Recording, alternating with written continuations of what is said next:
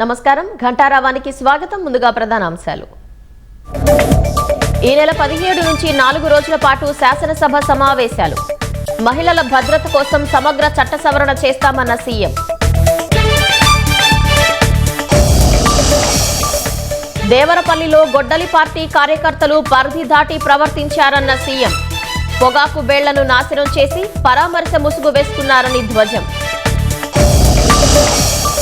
Anakapalli mines కార్యాలయంలో ACB సోదాలు. 5 లక్షలు లంచం తీసుకుంటూ పట్టుబడ్డ సర్వేయర్.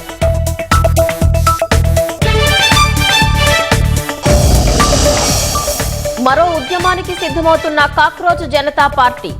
నిరుద్యోగ సమస్యపై పోరాటం చేస్తామన్న అభిజిత్ దీప్కే.